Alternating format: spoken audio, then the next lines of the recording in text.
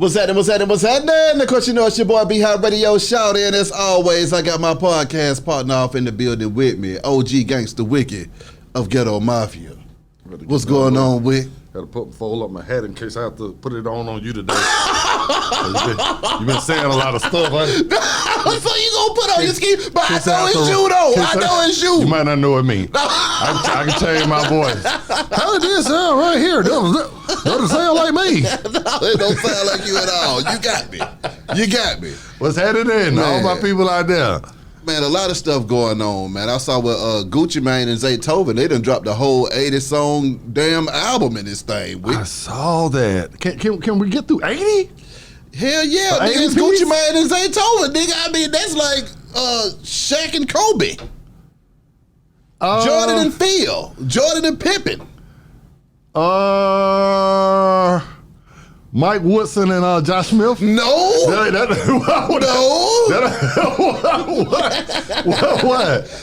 Nigga, you are the worst. That ain't Josh Smith? No, buddy. Yeah, on that All-Star run. On that All-Star year run, yeah, maybe you could have got away with that. In the other season, no, nigga. Man, I'm just joking, man. Gucci hit me the other day, let us know that he watching the show. Man, appreciate you know what that. I'm saying? That's right. So Guwop, you know what I'm saying? Shout out to him. He understands it's all, it's all entertainment, it's all business. Well, no, my thing was, because, after Gucci said, he had a lot of respect for Ghetto Mafia, then you turned back around and said, you know what? Gucci and Zaytoven is the greatest 1-2 punch to ever come out of Atlanta, and I had to, beg to differ with you. And I said, you know what? Don't be getting googly-eyed over Gucci just because he showed you a little love, OG. Don't be getting googly. Don't get drunk and crazy. See, that's what you be changing stuff. You be doing your Skip Bayless. We're going to talk about that a little bit later on. Please. I said one of. That makes a big difference when you're saying a statement about somebody, when you're quoting somebody. That one little word can change the whole perception of what a person thinks that you said. So now, had I said this right here, talk to me. Gucci Mane and Zaytoven are one of the best duos ever came out of Atlanta.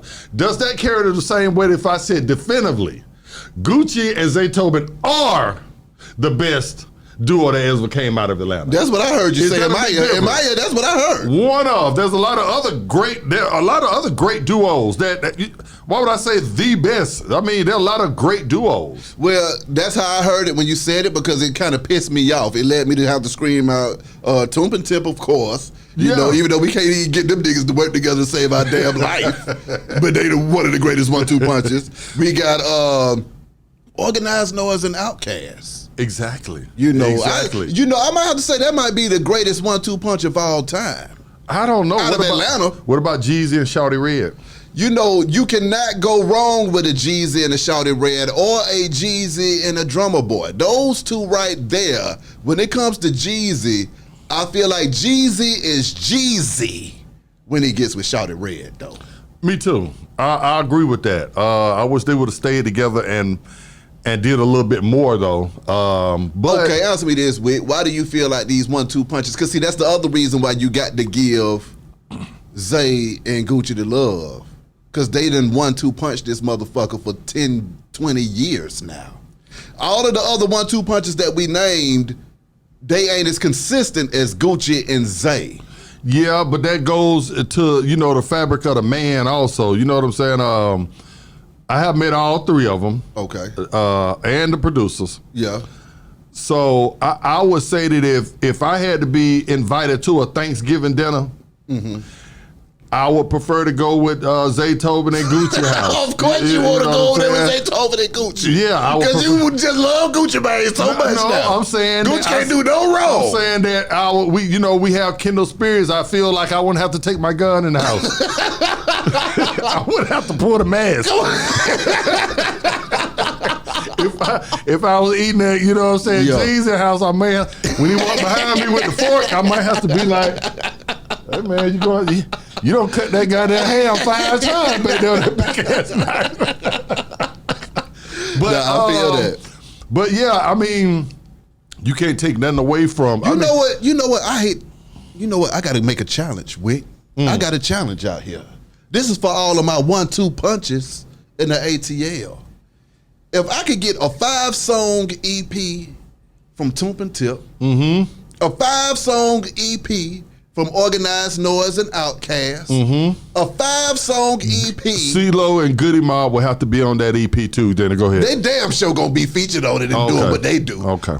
Cause don't get it messed up. The greatest 1-2 punch album of all time is Soul Food.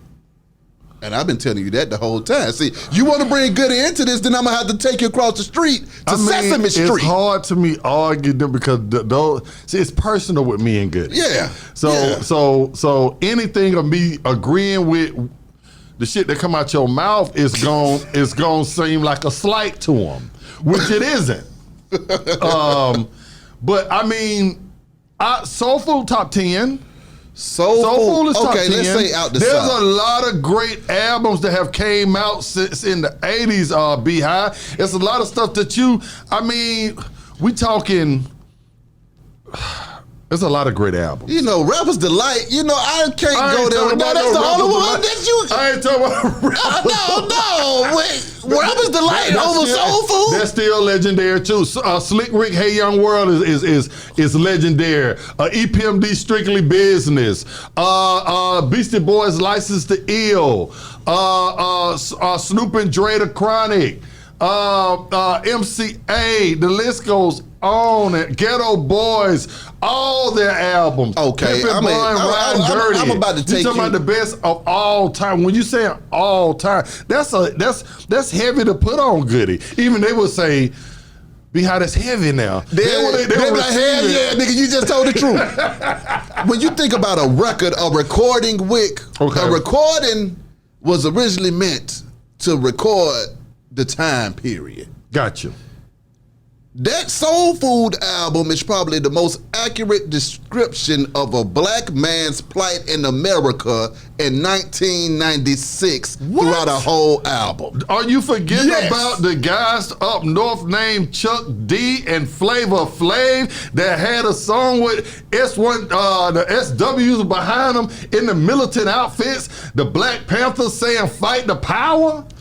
I got a letter from the government the other day. I opened and read it and said they were suckers. Okay, did Public Enemy ever make a song about their mama? Guess who? I didn't listen to every single song that they made, but I'm sure that they did. No, they didn't. They didn't. He loves his mama. I hope he does love his mama. But obviously he didn't love his mama as much as Goody Mob did. The best mama song is Tupac. So we're going to talk about a mama song. Then the best mother song. And then guess who? And I get mad about this because even on the radio, I used to play Guess Who on Mother's Day every weekend because I was like, let me just slide this in here. Because that was the real mama song. Could you tap dance to it like you used to? I don't tap dance for nobody. That's number one. I'm looking for proof. I'm going back and looking at all your old photos. And you're going to see me strapped up. You're going to see me over there. I was supposed to be cuddling the Cabbage Patch, but I was strapped with cats. Okay? That's what you're going to see, a young nigga. Yeah, Goody Mob, you can never go wrong with a Goody Mob album. It is a top 10 album of all time, but the number one album, like I said, there are hell of a movements out there that before and after Goody. Sometimes I don't even know how I'm going to eat. About $20 away from being on the street. I get it. It keeps me from snapping. It keeps me calm. It keeps my mind open. It keeps me fun. I get it. I'm talking about quotables. I get it. Quotables that you can put on a damn shirt and sell. I just gave you one from Chuck D and Flavor Flav. Do you want me to give you some more? I'm about to go in the White House with my ex and chop up shit till they give me my shit back. Okay. Like I said, can somebody please turn the lights on the 166? I can't see where the fuck I'm going. You from right over there. You went to school with them. I can't do shit. Let's tell everybody, the real deal. Yes, they are great, but Beehive does have a stake in the fire. Okay? No, I don't have a stake in the fire. Iron in the fire. You know what I'm saying? They all went to Maze. That's right. Exactly. You understand what I'm saying? They all distant cousins. You understand what I'm saying? So of course you're gonna feel that way. Well, no, that's just because I've been listening to an album for 25 years straight. When you can listen to an album for 25 years, are you still bumping Public Enemy? Absolutely. Oh, hell no. What was everybody bumping when we had all the... When George Floyd had That's what you they was were on playing. Marietta Street, bumping Fight the Power. The number one song that they were playing. Yes, it was. Yes, it was. Yes, it was. Now, it might not have been the kids, but I'm talking about they had a whole commercial to it. Well, see, no, because you know what? I did think I do see. There was a video of a guy in front of the CNN Center, and he was doing this move right here. He was doing the old Flavor Flav dance. And I zoomed in on it. And I zoomed in on that shirt right there. It was a goddamn Wicked shirt because it was Wicked fighting the power and CNN doing the Flavor Flav on top of a burning car. Talk about Flavor Flav in my face. Well, no, I got love for Flavor Flav. Flavor Flav lived in Atlanta. He reps Atlanta. He loves Atlanta. You're not gonna sit here. You don't talk about Gucci first. Then you're gonna go to one of my next favorite rappers, Flavor Flav. You got one more, and I'm pulling the mask out. You got one more. Flavor Flav has more flavor than every nigga in hip hop, and that's why they had to call him Flavor Flav. Right. He just had more flavor.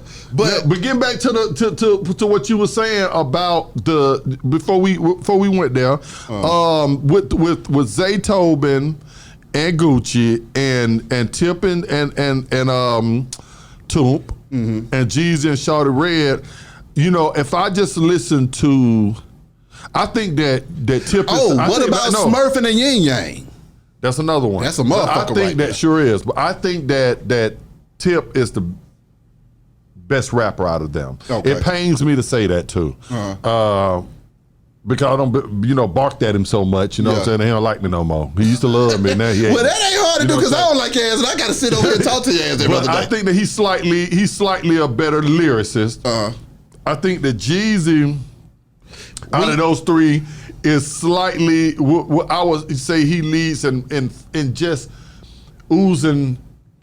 Game, just the juice. Jeezy, when you talk about lyrics, I don't say Tip, lyric. Tip got the better. But Jeezy had the best metaphors. I've never seen anybody make as many metaphors for selling dope as Jeezy. It just got to the point where it was ridiculous. Yeah, and swag. Yeah, and swag. Come on now. But Gucci has the best persona.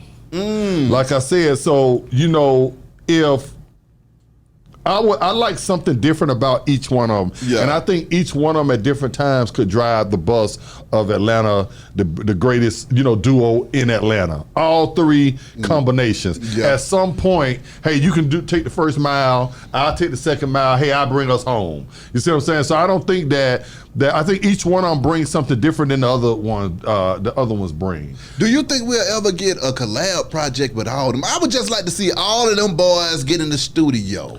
All of those 1-2 punches. If y'all can't make separate EPs, make one EP. It's hard to do that because when you have and I know how it feels when you have artists, especially if you fuck with them when you first came up and you wanted to get with them, you listen to their stuff. They don't really know, but that how you feel about them. And then once you reach out to them, they give you their ass to kiss. You kind of it's hard to ever get over that, especially when you don't made it now. Yeah. And now you don't need them. So now you can really look at. So wait a minute, so that's what happened when T.I. and Gucci Mane and everybody reached out to you. You gave them their ass to kiss, and then when they made it, then you want to cry that like, why ain't nobody fucking with me? Why you always switching this around on me? I feel like Shannon Sharpe. When you be doing that? You know what? I'm going to tell you something about Shannon Sharpe. I feel like Shannon. I see how he feels now. I'm going to tell you something about Shannon Sharpe. He's lucky that Skip Bayless didn't jump across that table and whip his ass. Yeah. He's lucky that Skip Bayless didn't jump across that table and whip his ass on live television. Oh, hell no. That's it. No, I'm serious. No, you ain't going to be here with me going to take your glasses off like you getting just crunk on me. Skip Bayless almost jumped across that table and whooped that nigga's ass. I'm halfway on. You got one more. And I'm pulling the thing down. No, man. Be high. First of all, I'm glad you brought that up. I saw the entire thing. I don't know Shannon Sharpe personally. Okay. But through Andre Rison, I have came across Shannon. Yeah. Shannon is a real Georgia boy. Him and his brothers, them. You understand what I'm saying? I got love for Georgia boys. I feel like, and I don't know Skip Bayless all the way down, down to the T, but I've known people like him. Kindle spirits like him. Yeah. And it ain't just color. It could be any man. I know black guys that act just like Skip Bayless. That's right. You understand? I call them black nicks. Come on. So you got red nicks, you got black nicks. I call them Negro peons. Right. So I felt like that with Skip, I felt like there was a racial undertone to the whole situation when it came to just Brady. I feel like how can it be a racial undertone? Because though? when you listen to what he was saying, Shannon was strictly talking about the play of Tom Brady on the field, the sport itself, the team. That I think Skip kind of took that personal because while Shannon is talking about the team, of course he's going to put the blame at the foot of Tom Brady because every time they win, you put everything on Tom Brady. He's the reason why they won. So if they lose, he should be the reason why you lost. That's right. So I think that's what Shannon was trying to say. That's right. I think Skip took that personal and then took a personal shot at him. You understand what I'm saying? So it's just like. But what was the personal shot? The personal shot is you're jealous of Tom Brady because you're not him, because he's better than you. And we're talking about, you're talking to a man that one has 3 Super Bowl rings. Right. One is a Hall of Famer. He don't take a back seat to Tom Brady.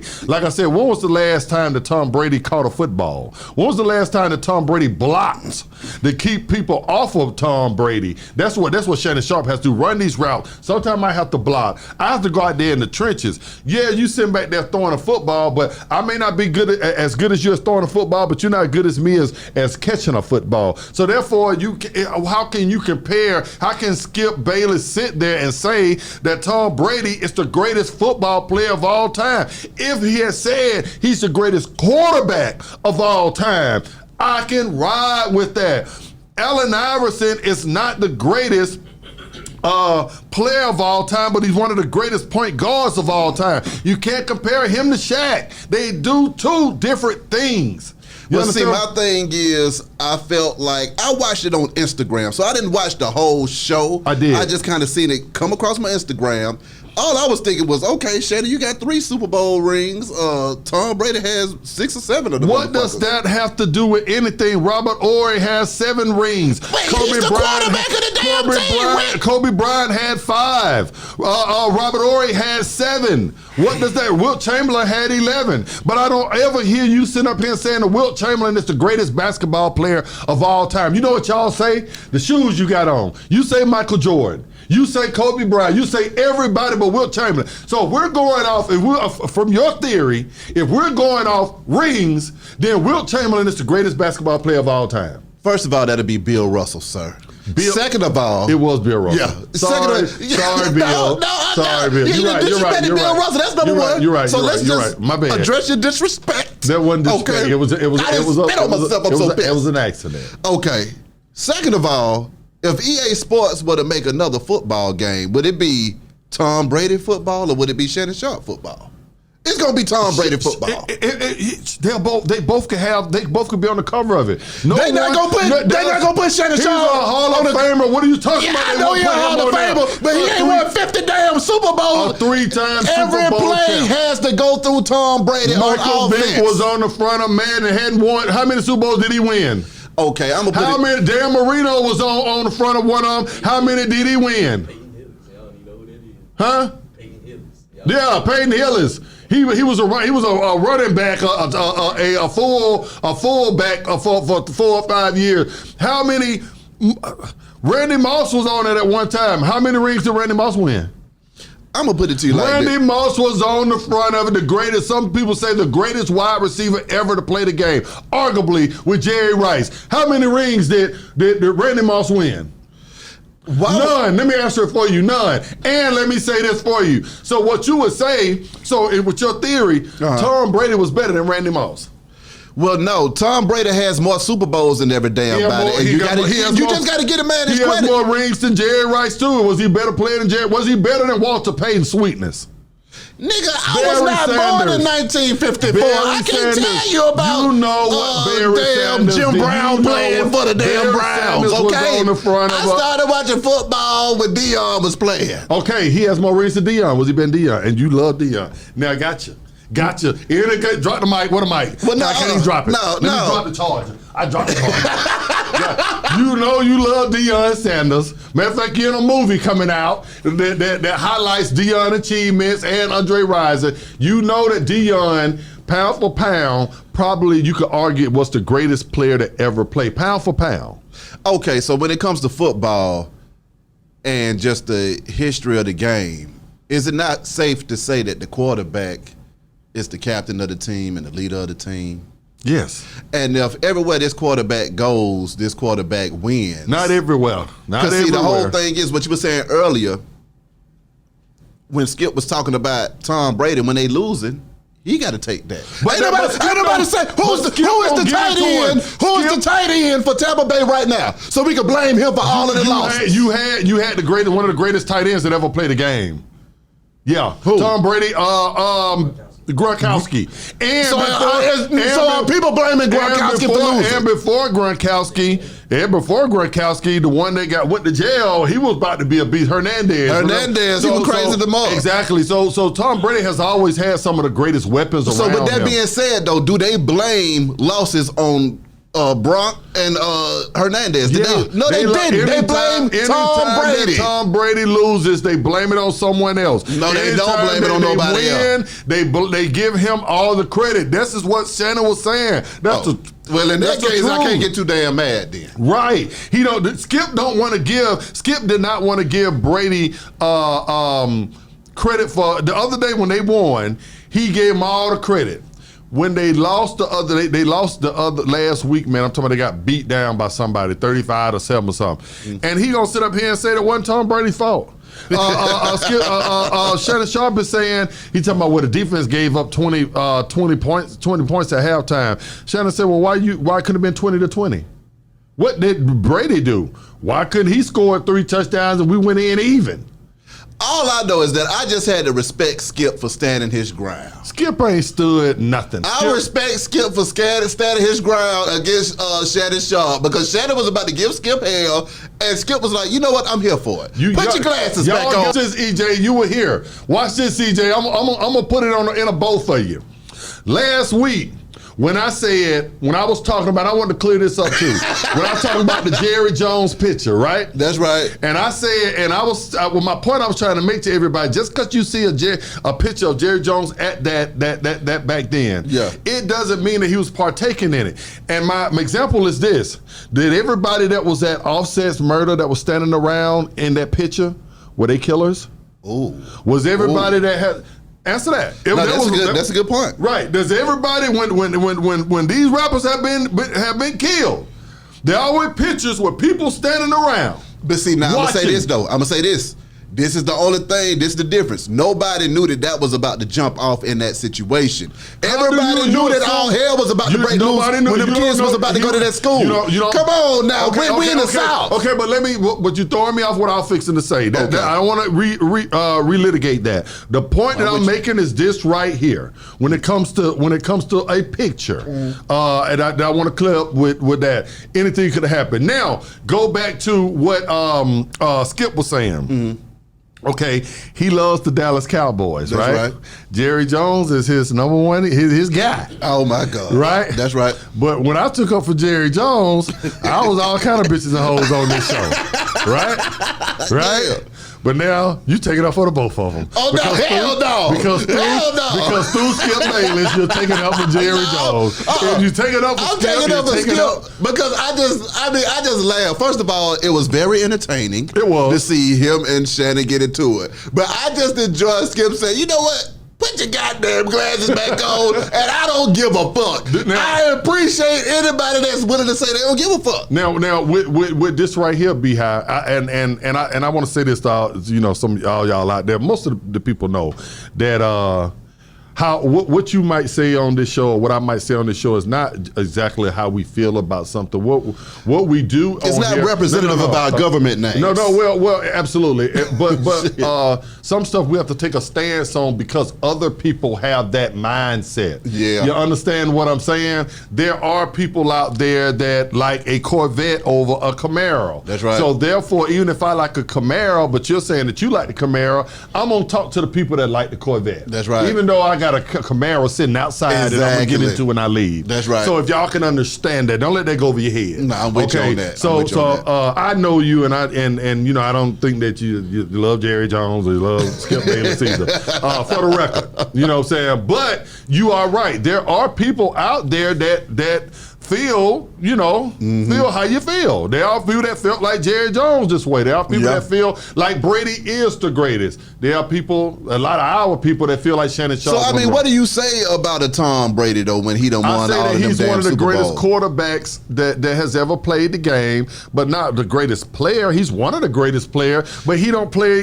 every position. See, the only thing that I can argue with that is, when I think about football, the most important position on the field is the quarterback. The most important position on the field is them big 300 fat linemen in front of them keeping motherfuckers off your ass. You wouldn't be able to play Michael Vick didn't have that. You wouldn't be able to play Vick didn't have that, and that didn't stop him from being the greatest. Did he play? He played long enough to show us that he was the greatest. Seasons, and then out of that right there, we hurt most of them. And look at his body now; he can barely walk. Ask him, would he rather have some solid blockers in front of him? He might still be playing. You know what I'm saying? So it's all a machine. No part is. But what you're trying to tell me is that the alternator is more important than the transmission. What you're trying to tell me is that the spark plugs are more important than the oil pan. Each thing is very, very important. One little sensor go out on your car, and your car start throwing up. Well, we all know that you ain't getting nowhere without a good ass quarterback. And That's true. Tom Brady, you're not getting nowhere without no how about Sharpe to catch it.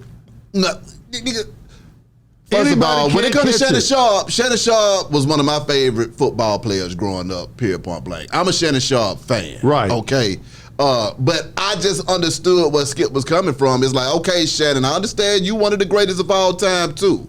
But at tight end versus quarterback, that's kind of comparing apples and oranges, you man. shouldn't have compared those two. Why would you compare a quarterback to me? Well, he turned around. That's like me being one of the greatest rappers, but you say, well, you can't ice skate. What the hell that got to do with anything? I can't swim like Phelps. We talking about two different things. He do the backstroke, I do the butterfly. You understand us? I play water polo. I just didn't appreciate Shannon woofing up at Skip like that. I just love to see. First of all, I love to see drama, okay? That's what you get up now. I love to see drama. Secondly, I love to see niggas not backing down. Okay, I love to see Shannon say, "You ain't gonna call me no sorry ass scrub," and I love to see Skip say, "Nigga, put your glasses back on."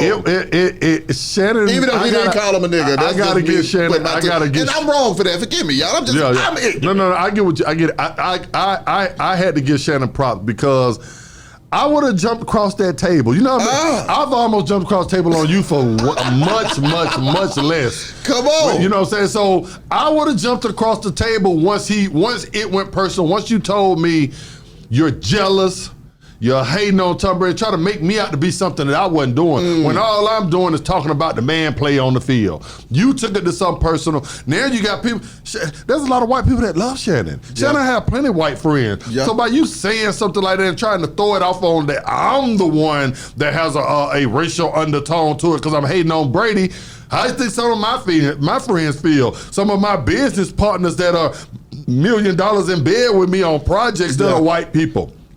And you come out your mouth with something like that personal. And then also I feel like this though, did it really have a racial undertone to it? Maybe Skip Bayless sees himself in Tom Brady. It's like, man, I'm Tom Brady. I'm fighting for Tom Brady, and I don't need y'all Skip black Bayless folks. averaged 1.2 points a game. Just kind of like what you did. You understand what I'm saying? Y'all two kill me talking about what if. Me and EJ against you and Skip Bayless one-on-one, a two-man basketball to 21. We will skunk y'all. We will front y'all 18 points. Y'all ain't got to make but a basket. Now you know I've been on. I started jumping from the free throw line like in the 8th grade. You talking about before after the tap dancing class? No, man, I never tap dance. It built your calves up. So you doing this. I used to go home, do this every day. Then I do the ball dribbling. Then I go back to doing this every day. Then I hit that goddamn court and I jump for that free throw. And every time I score, see, you know what? It was really when I played football. That's when I blew my own cover. When I scored a touchdown and I started tap dancing in the end zone. When you told me you shut down Andre Rison. You know what? Andre is lucky that I was only about 10 years old at that time. Even though I was an MVP and been here, I probably would have shut him down. I was a linebacker, but I could still run with the receivers. I probably would have shut him down back then. What? No, see, you think it's a game. I don't. I know you can beat LeBron all over. LeBron, I'll back him down in them blocks and row. I get it honest, bro. Oh boy! You talking about, man? But you know what? I'm gonna give a shout out to the show itself. Undisputed is one of the shows that we do watch. I know they watch us. Mm-hmm. We know that, and I don't even want to put too much more talking to it because I'm gonna leave something for all of y'all like that. Y'all can tell me what if the whole thing was set up, B-High? Did you ever think about that? Well, that's how I felt because I know that if it wasn't set up, Skip would have whooped Shannon's ass. He would have whooped Shannon's ass on live goddamn TV.